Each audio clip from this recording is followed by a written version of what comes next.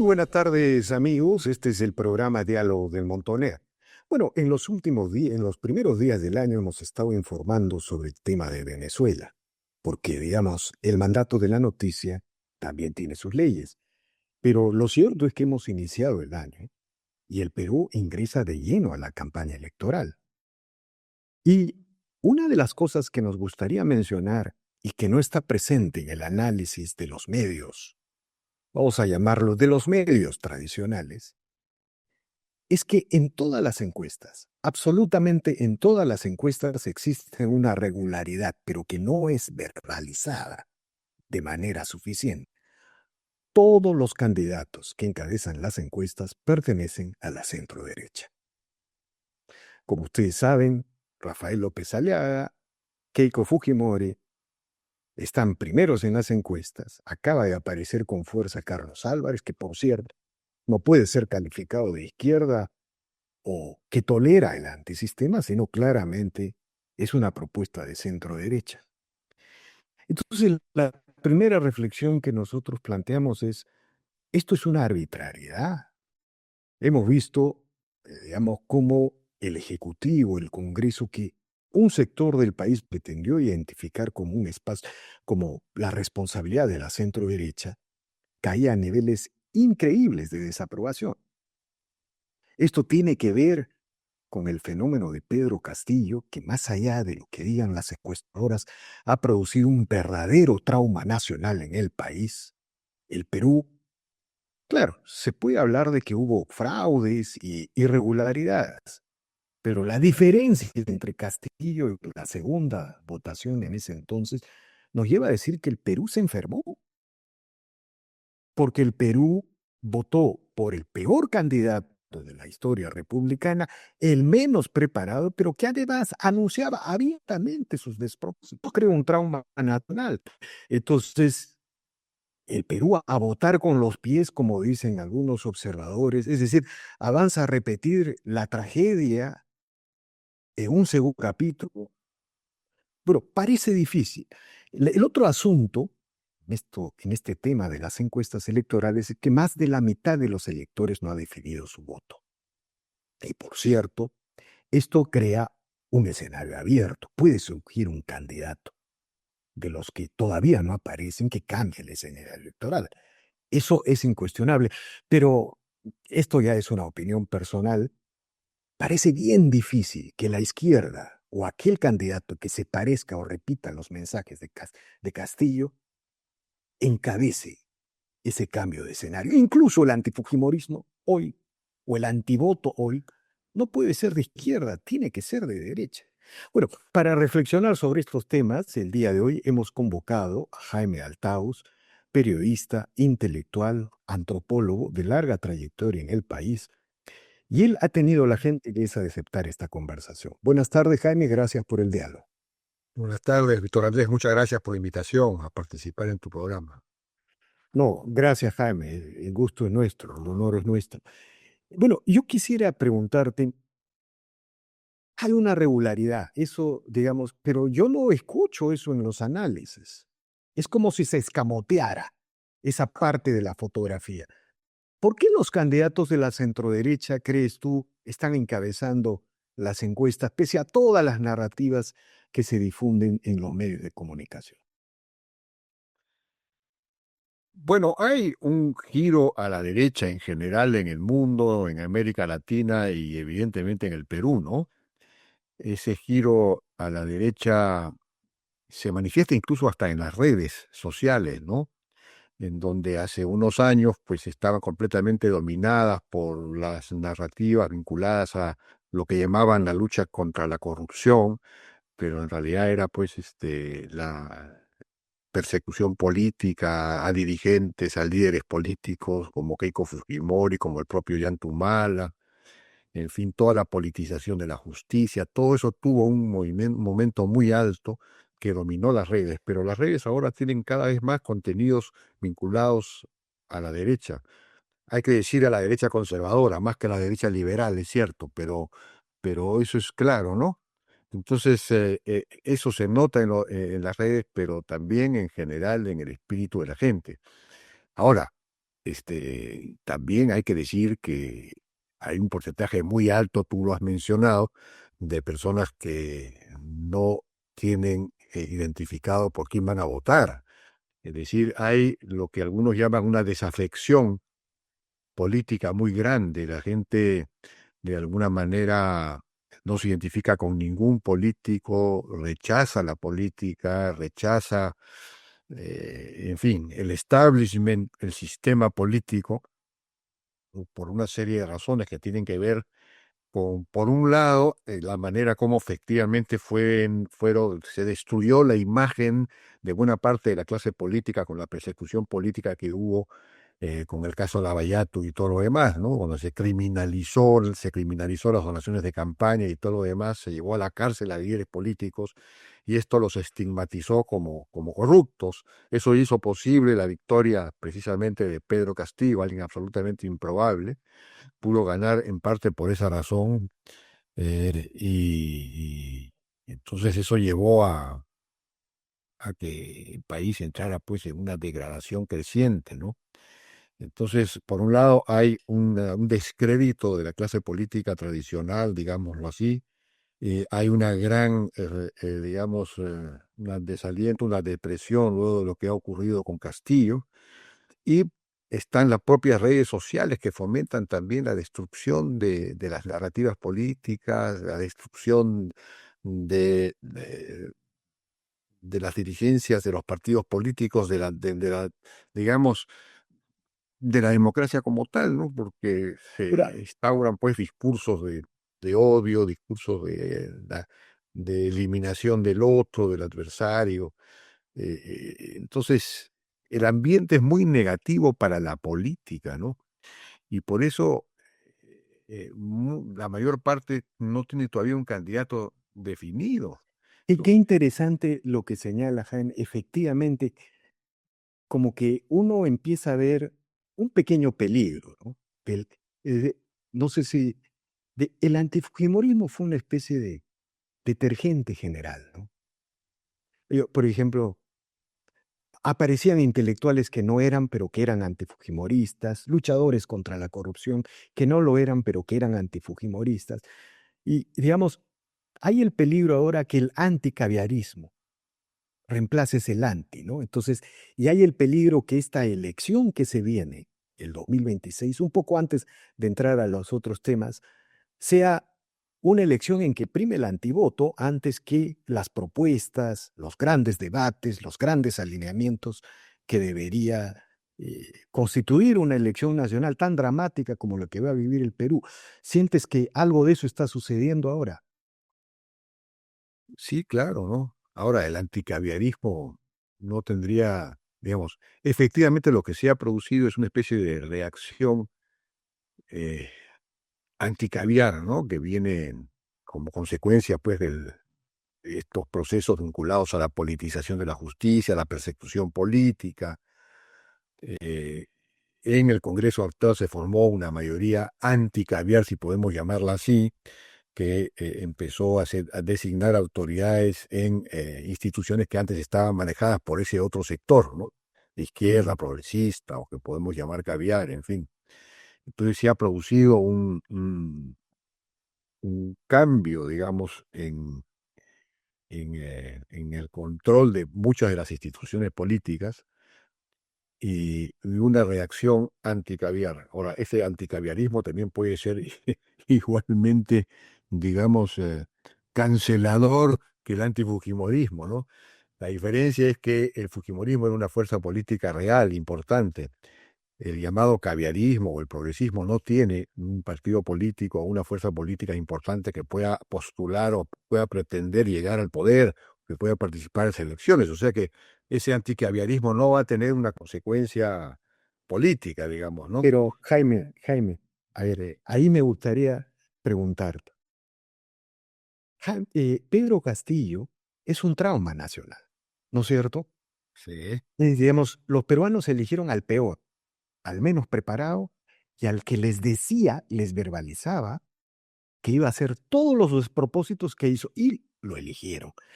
Pero por otro lado, ese Pedro Castillo no podría haber sido elegido sin el respaldo del progresismo, de lo que se llama el caviar. Entonces, cuando uno, digamos, mira la tragedia de Castillo, lo que ha producido en el Perú, ¿no? Y por otro lado, este, analiza lo que representa Castillo, uno no puede desligar ahí. En ese sentido, lo que se llama el anticaviar sí podría tener una conexión, ¿o no? No, claro que sí, pero yo creo que lo que estamos viendo es un gran cambio de era o gran cambio de ciclo, ¿no? En varios órdenes.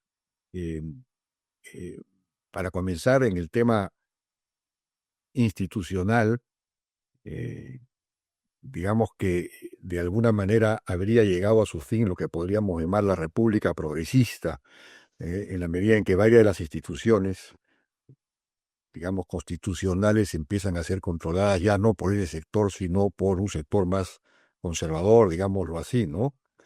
Y por supuesto eso es lo que desde el otro lado se llama el pacto corrupto. Ya denuncian que hay un pacto corrupto que está en el Congreso, que está copando, controlando todas las instituciones para instaurar una dictadura, etcétera. Lo que ha ocurrido es simplemente que se ha producido un cambio en la correlación política en el Congreso y en la política, ¿no? Pero en fin, pero eso viene de la mano con el fin del ciclo de persecución política, como decía, ya no el Tribunal Constitucional cerró el caso Cottelris y sí se puso fin a la politización de la justicia, por lo menos en ese caso, ¿no? A la persecución política. Se han desactivado los equipos especiales que justamente fueron vehículos de penetración ideológica y política, que fueron los que de alguna manera desataron esta persecución política. Y, en fin, ha llegado a su fin ese ciclo, digamos, y se está instaurando uno que, de la mano con la necesidad de luchar contra la inseguridad, la criminalidad, las extorsiones, está llevando a una reforma policial y a una reforma judicial, ¿no? Se ha iniciado ya un proceso de, digamos, de organización del Estado y de la sociedad civil para luchar contra las extorsiones, contra la criminalidad. Esto de la mano de Gerí, de alguna manera, aunque esto, digamos, me parece que Gerí ha perdido un poco el foco en esto que inicialmente él lanzó, pero por lo menos ha conseguido que las instituciones, los poderes coordinen en la lucha contra la criminalidad. Han dejado, digamos, pero han perdido un poco, se han relajado un poco y, por ejemplo, no reglamentaron la ley, una ley muy importante que aprobó el Congreso de 3 meses para crear un grupo interinstitucional contra las extorsiones, etcétera. En fin, se ha iniciado un proceso de ordenamiento, de organización del Estado y la sociedad contra la criminalidad, pero ese proceso va a llevar necesariamente a la reforma judicial, a la reforma policial, perdón, y a la reforma del sistema judicial. De hecho, en el Congreso ya hay un proyecto de reforma constitucional del sistema judicial, que no sé si este Congreso querrá empezar a aprobarlo o no, porque es una reforma constitucional, pero el proyecto es bastante bueno, es el elaborado por la comisión de Mari Carmen Alba, ¿no? Entonces, si tenemos una reforma de la policía, una reforma del sistema judicial, fin de la persecución política, entonces, y al mismo tiempo, el próximo gobierno inicia una etapa en la que se pone fin al ciclo anárquico, porque el ciclo anárquico que es el que hemos tenido desde 2016, en que hemos tenido pues como 8 presidentes, no sé cuántas Ujú. vacancias y renuncias presidenciales, en fin, ese ciclo anárquico tiene que llegar a su fin también en 2026 y de eso depende, y eso podría ocurrir si es que el presidente electo efectivamente tiene mayoría o puede formar una coalición mayoritaria en el Congreso, cosa que es posible porque no van a ser muchas las bancadas que van a poder, los partidos que van a poder llegar al Congreso, ¿no? Entonces, Me gustaría entonces, me gustaría entonces volver al tema electoral a partir de lo que señalas, ¿no? Este, Hay un pelotón de punteros: Rafael López Alea, Keiko Fujimori, Carlos Álvarez. Lo más probable es que ese pelotón se mantenga. O también existe la posibilidad que surja un candidato de los chicos que cambie el escenario, ¿no? Los análisis progresistas dicen de que De todas maneras va a haber alguien de izquierda en la segunda vuelta. Mira, si yo veo el sur del Perú, que después del golpe de Castillo no marchó una sola vez con la izquierda, porque el sur del Perú entendió que esa violencia, ¿te acuerdas la recesión del 2023, no? ¿No? Sí. El Perú cayó, creo que 30%, el sur cayó 30% el PBI, las familias se morían de hambre un año, gracias a la violencia de Castillo. Entonces, es más una narrativa, ¿no? Entonces, pero sí es cierto, es probable que surja un candidato, no está descartado eso, pero lo más probable es que la tendencia, este pelotón que encabece, se mantenga en las siguientes semanas. ¿Cuál es tu opinión? ¿Cuál es tu percepción? ¿Cuál es tu mirada? Sí, eso yo creo, también pienso que es lo más probable, ¿no? Ahora, en la última encuesta de Datum, recién aparece alguien de izquierda en el quinto lugar, ¿no? Alfonso López Chao aparece con 3,8%. Eh, eh, claro, después de Mario Vizcarra, que probablemente va a salir de la carrera, entonces podemos esperar que Alfonso López Chao, si se mantiene esta distribución, pase al cuarto lugar, ¿no? Aunque, en fin, está muy...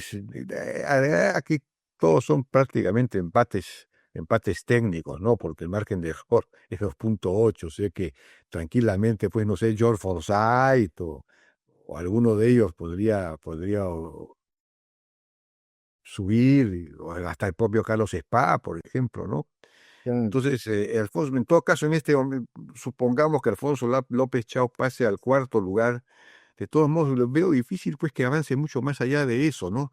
Aunque veo también en esa encuesta que en Lima López Chao ha triplicado su intención de voto, ¿no? Ujú. Eh, pero, eh, eh, digamos, de otro lado, López Aliaga, que tiene 12%, es decir, ha subido un poco, eh, eh, eh, es el que tiene más intención de voto en el sur. Hablamos de que el sur es el que podría estar escondiendo, digamos, algún candidato antisistema, porque efectivamente en el sur el porcentaje de personas que declaran que van a votar en blanco o no saben por quién van a votar o van a viciar su voto es mayor que en el resto del país. O sea que ahí podría estar escondiéndose un candidato antisistema de izquierda o de repente de derecha. No veo cuál puede ser el de derecha, pero sin embargo ahí veo que según esta encuesta, López Aliaga es el que tiene la mayor intención de voto en el sur, tiene 10,6% en el sur,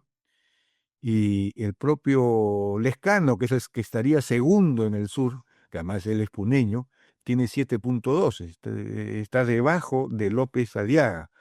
Entonces, si López Aliaga hiciera una campaña, él tiene pues mensajes específicos, él ha segmentado muy bien el territorio y tiene propuestas específicas para Puno, para Cusco, etcétera. Él además tiene pues ahí empresas y todo lo demás. eh, Podría afianzar su posición en el sur y en ese sentido, pues efectivamente, def- si él afianza su posición en el sur, el resto lo gana por añadidura, ¿no? Claro, Eh, eh, eh, eh, digamos, lo que tú estás describiendo son los méritos de López Aliaga, pero también es el efecto Castillo, que no está en el análisis. Algo ha pasado en el Perú que, digamos, si uno no reconoce que lo de Castillo fue un trauma nacional, porque Castillo sigue teniendo 20, 25% intención de voto. Claro, Castillo unifica el voto de izquierda. El voto de izquierda es un 25, puede llegar hasta un 30%. Ese es el fenómeno. Eso es cierto, pero por otro lado, Castillo es un trauma nacional para la mayoría absoluta de los peruanos. Más allá de que sea cierto, de que el declive empieza con Castillo, esa es la percepción que tiene la gente. El declive empezó con Humala probablemente, pero la gente tiene esa percepción y esa de alguna manera es lo que estamos viendo más allá de los méritos de López Aliaga. Ahora, en este contexto, Keiko Fujimori, digamos, de alguna manera está enfrentando un escenario ideal, ¿no? Porque dependerá de su discurso. Ella podría decir, me persiguieron por esto, y miren lo que produjeron. ¿Cuál es tu opinión, Jaime? bueno, sobre lo de Castillo, efectivamente, ocurre lo que tú mencionas. pero al mismo tiempo ha generado una decepción muy grande en un amplio sector andino, sobre todo, una decepción ya no solo respecto de Castillo, sino en general de la política. Y por eso es que hay un porcentaje tan alto de no voto, digamos, de personas que no votan o que no saben por quién van a votar, ya no les interesa. Ya han perdido credibilidad total en el Estado, en la política y en todo lo demás, desde que Castillo los decepcionó de esa forma.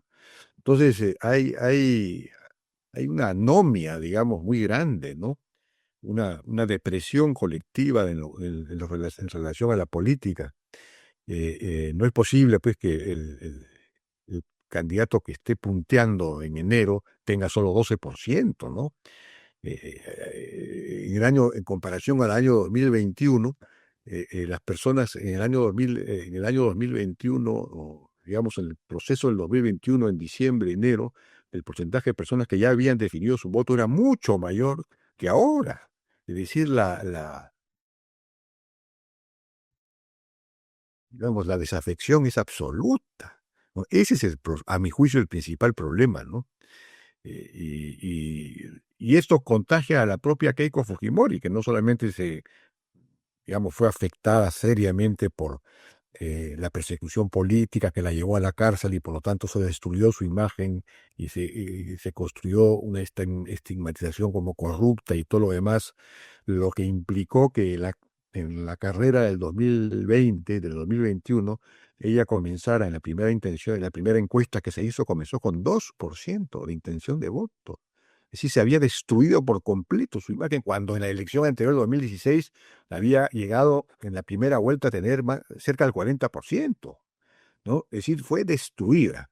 Y ella no se ha terminado de recuperar, creo, de esa destrucción. Pero ¿tú no crees que su situación legal, digamos, su exoneración de parte del Tribunal Constitucional y el efecto Castillo le da un escenario ideal? Si fuera, a ver, un día conversando con un amigo, le dije, si Keiko fuera Alan García, ya ganó la elección, porque tiene el discurso ideal para decir que hemos llegado, que los destructores del país, los organizadores del declive del país, son los que me pusieron en este lugar y miren lo que ha pasado con el Perú.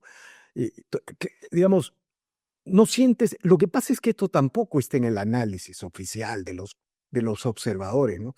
Pero ella está en un escenario muy particular que podría aprovechar, ¿no ves algo de eso en la situación de Keiko Fujimori ahora? Sin duda, ella podría aprovecharlo. Lo que pasa es que políticamente, yo no sé si ella digamos, si tiene buen consejo político, porque ella podría efectivamente, como tú dices, aprovechar el hecho de que se ha demostrado que lo que le hicieron judicialmente fue una persecución política, esto dicho por el propio Tribunal Constitucional en buena cuenta, ¿no? Y que eso provocó que el país optara finalmente, pues, por Pedro Castillo.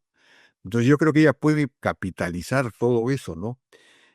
Pero tiene que hacerlo, pues, y tiene que viajar por todo el país, tiene que recorrer los pueblos eh, que fueron, digamos, habilitados, capitalizados por su padre cuando fue presidente. En fin, ella no la veo, pues, todavía muy activa, ¿no? Eh, A lo mejor, y si no ha iniciado su campaña todavía, bueno, creo que recién se han oficializado las candidaturas el 10, ¿no? Bueno, ella empezó en las encuestas de Ipsos con 12% de intención de voto, bajó hasta 6%, ¿no? Hasta hace 3 o 4 meses. Nuevamente ha remontado un poquito, está en 7, ahora aparece en Datum con 8, casi con 9%, o sea que está aumentando. Y yo creo que ella va a aumentar en la medida en que, digamos, en la medida en que Mario Vizcarra desaparezca. Porque yo creo que quien le quitó a Keiko Fujimori intención de voto en los meses pasados fue el surgimiento de la posibilidad de Martín Vizcarra. Martín Vizcarra representa, aunque, aunque digamos, de alguna manera, algo similar a Alberto Fujimori, ¿no? Porque es una Es el persona Fujimori de los caviares.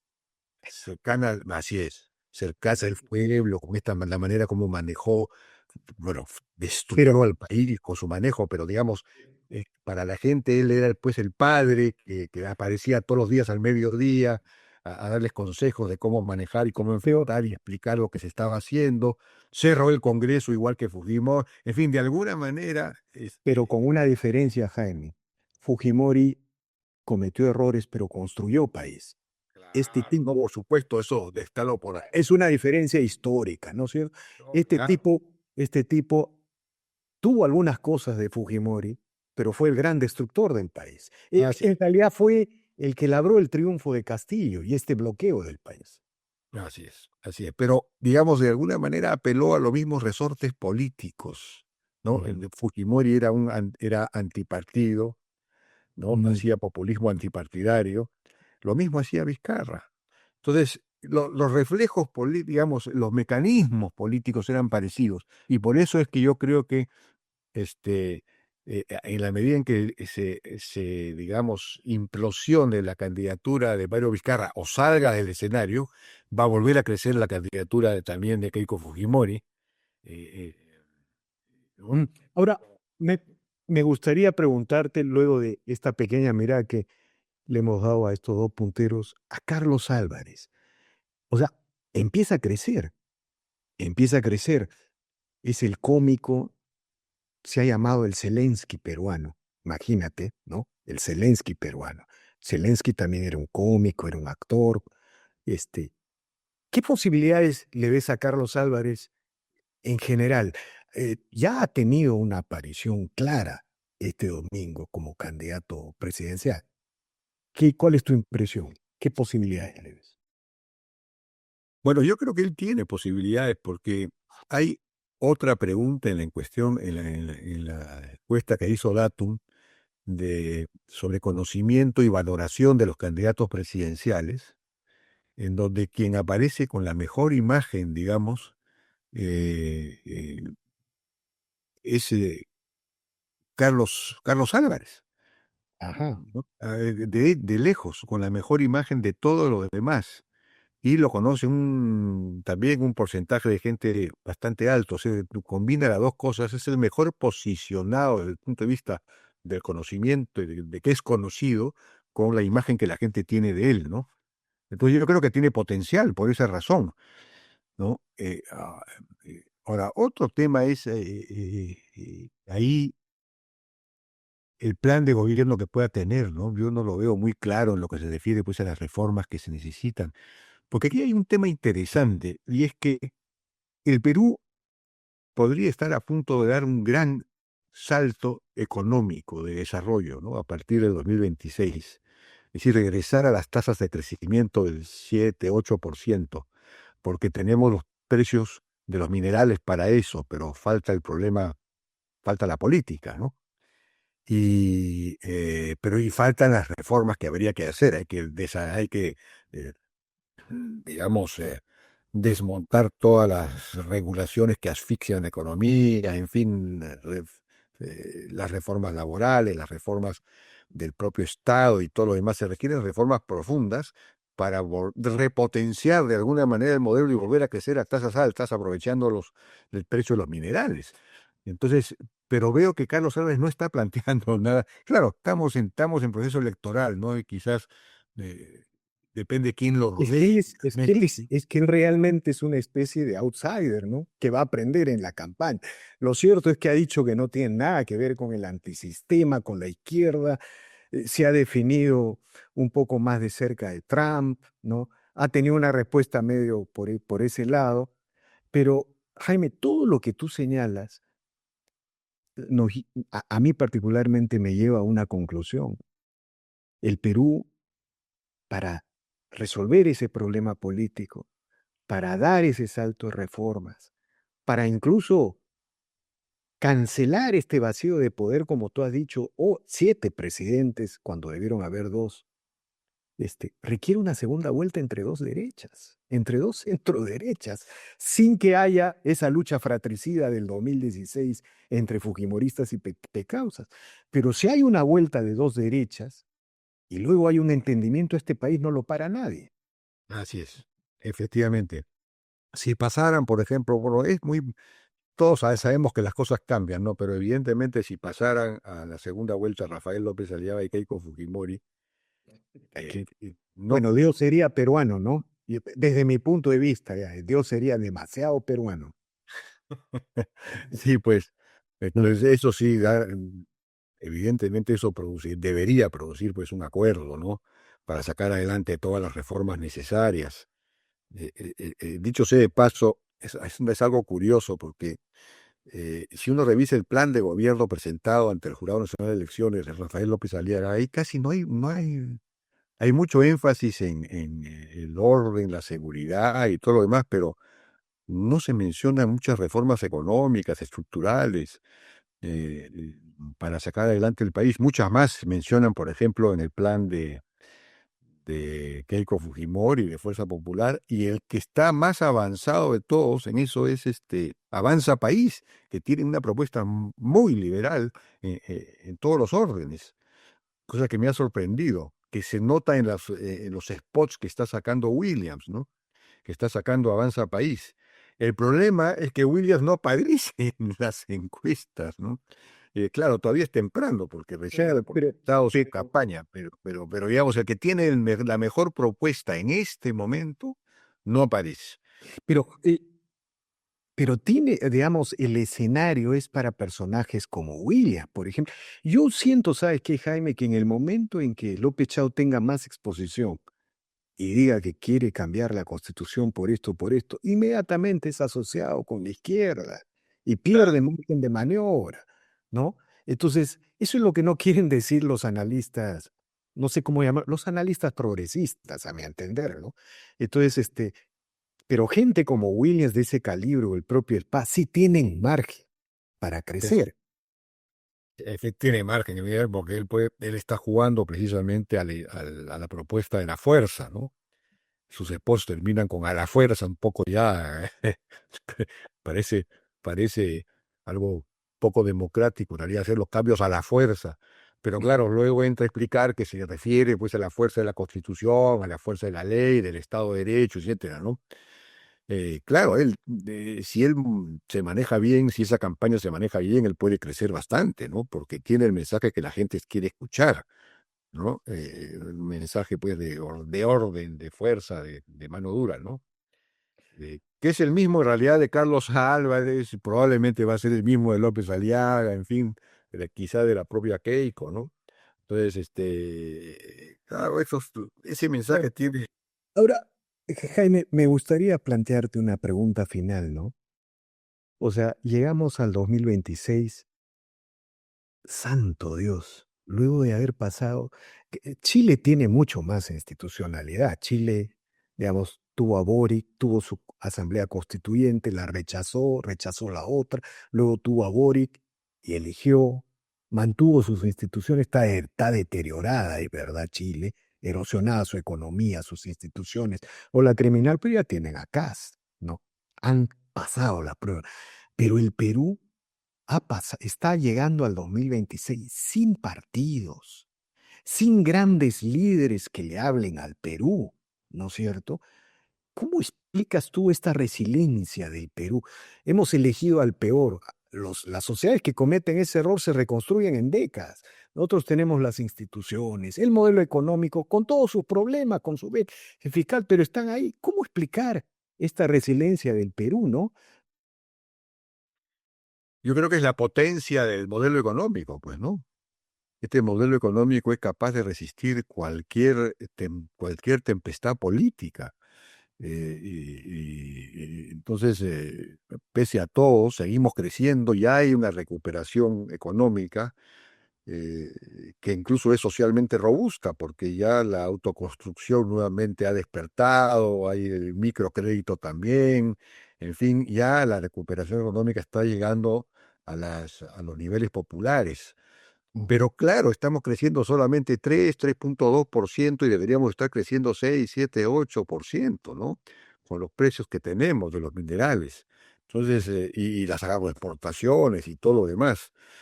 Entonces, lo que ha permitido que de todos modos se mantenga una, digamos, una continuidad es es la potencialidad del poder del modelo económico. Y pese a que este modelo ha sido seriamente asfixiado con la cantidad de regulaciones que se han establecido, sobre todo a partir del gobierno de Humala, ¿no? Entonces todavía si limpiamos y realmente dinamitamos esa masa, esa costra regulatoria, vamos a poder liberar las fuerzas productivas, como diría Marx, de una manera explosiva, ¿no? Eh, y bueno, la gente, pues, en Perú, está conformado por personas, pues, los peruanos son muy, muy trabajadores, muy creativos, se adaptan a las circunstancias, pero precisamente lo que está ocurriendo es que no creen, pues, en el Estado, ¿no? La Claro. manera de reintegrar el Perú con futuro, con optimismo real, es modificar, es reformar profundamente el Estado para que el Estado se ponga realmente al servicio de la gente, ¿no? Que funcionen los servicios públicos para las personas y que el Estado deje de trabar, de impedir la actividad económica. Si eso se logra en el próximo quinquenio, entonces el Perú se habrá reconciliado consigo mismo y esa resiliencia se habrá convertido, pues, en potencia, ¿no? De acuerdo, Jaime. Te agradezco infinitamente por estas interesantes y pedagógicas reflexiones. Realmente muchas gracias. Muy interesante el análisis. Y bueno, seguiremos conversando y lo cierto es que estamos en un momento significativamente mejor, ¿no? Yo recuerdo esa elección del 2021. Santo Dios, ¿no? No, claro, estamos en otra circunstancia. Así es. El aprendizaje de la democracia, ¿no? Y bueno, qué interesante, Chile, Perú aprenden qué es la izquierda, qué es el colectivismo, ¿no? Sí. Y, ¿no? Acá no pueden prosperar estos proyectos, pues algo hay, algo hay. Te agradezco infinitamente por estas declaraciones y seguiremos conversando más. No, gracias a ti por la entrevista, Víctor Andrés. Un No, abrazo. Chao. gracias a ti, bueno. Bien amigos, esta ha sido una nueva edición de Diálogos del Montonero. Regresamos en la siguiente edición. No olvide de suscribirse al canal. Deje su comentario. Así, este proyecto sigue avanzando. Gracias.